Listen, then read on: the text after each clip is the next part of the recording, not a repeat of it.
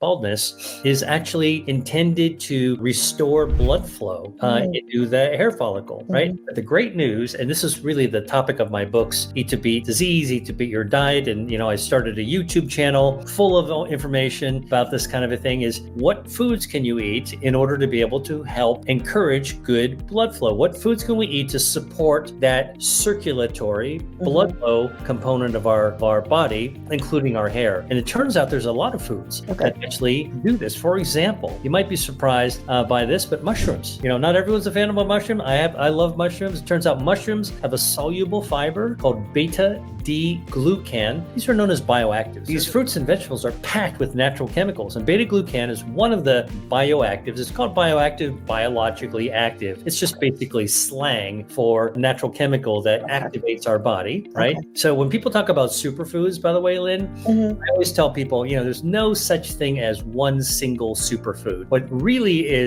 there is a super body. Our body's what's really super. We can do things that we can't even imagine. And so when we eat foods like mushrooms, for example, with beta-D-glucan, and by the way, not just mushrooms, barley also has beta-D-glucan, and oats, like oatmeal, also has beta-D-glucan. What those do when we actually eat those, that bioactive, the beta-glucan, gets absorbed in the bloodstream, and guess what? Our body circulates that bioactive, and if it's going to the blood flow is going to your scalp, guess what? It's going to help to grow hair. It's going to help support the viability, help support the life. That's bringing oxygen and nutrients to that hair follicle to keep it well. It's kind of like watering a plant, but from underneath. Right. So what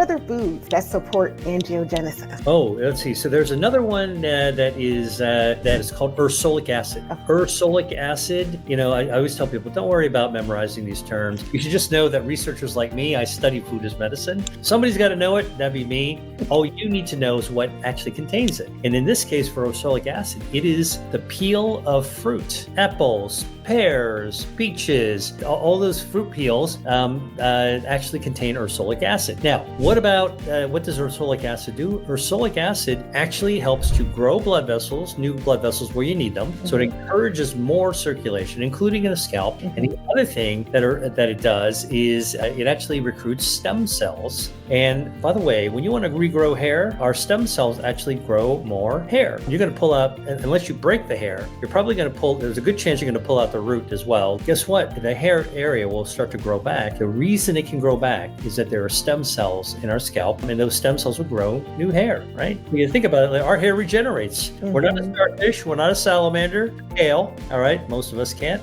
We can actually grow back hair and skin. So that's a regeneration. Interesting. System. So question, I remember seeing you say this a while back. So for the ursolic acid, does that include citrus? It's not so much found in citrus. Citrus has other bioactives in it as well. Okay. So tell us about those. Well, citrus actually, the citrus peel, for example, is not something that most people eat, but it can be used for cooking. And one of the things that's great, the citrus flavor is amazing. Different dishes, and it is so fragrant, so delicious. It's kind of like having the zest of a lemon or a zest of an orange. Really pleasing. I actually really, really love that. Those actually have powerful anti-inflammatory properties, citrus peel. Now, I'll tell you why it does. One of the main things that's found in peel, that's especially citrus peel, is dietary fiber.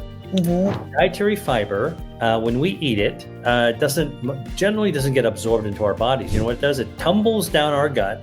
So it goes from the mouth down to the stomach, down into our intestines, small intestines and large intestines. When it gets to our large intestines, that's where our gut microbiome predominantly lives. Now, many of you guys will have heard about the gut microbiome. It's a healthy bacteria. There's about 39 trillion of them.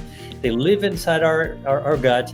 And these are sort of like our secondary cells. Like it's a neighborhood. Like we're all landlords. Or the cribs that we own are actually in our gut, and we invite our gut bacteria to stay there. And as long as they get along, and they're very diverse. And so one of the things is our gut bacteria really needs to live in a diverse neighborhood. Now, you know how important diverse neighborhoods are in real life. Diverse neighborhoods in our gut are really, really important because all these bacteria, 39 trillion bacteria, they all have different functions. One of them being lowering inflammation. Now, inflammation is one of the important, like wound healing. It's a repair mechanism. It's supposed to be around for a very, very short period of time. But when you have inflammation that doesn't go away, like autoimmune diseases, where your own immune system attacks your body, it sets off chronic inflammation. And that's one of the causes of some forms of hair loss, like alopecia areata.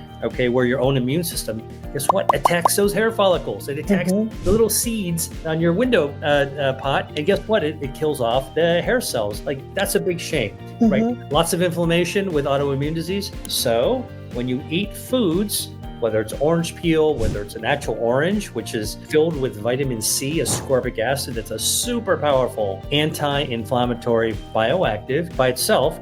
But the dietary fiber will feed your gut. Your gut actually will lower the inflammation in your body and protect that hair follicle, for example. But it also protects all of your other organs as well.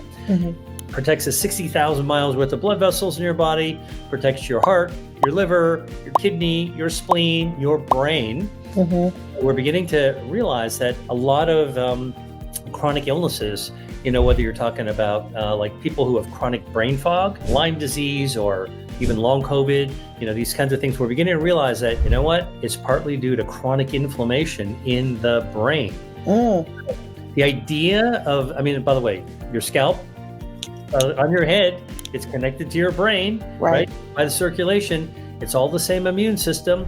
Inflammation of your scalp means you're going to have some brain inflammation most likely as well, and whole body inflammation. And this is why eating foods that actually help to support our body's natural immune system that can raise or lower inflammation like a radio dial in your car. The point being that our own immune system can turn down inflammation. So anything we can do to help our immune system behave and to help our inflammation behave, anything we do for our gut microbiome, which commands our immune system and releases its own anti-inflammatory, anything we can eat that has its own anti-inflammatory properties, whether it's citrus peel or whether it's the fruit, like the citrus fruit with vitamin C, all of that works together to turn down the volume of inflammation in our body, which is really important for health.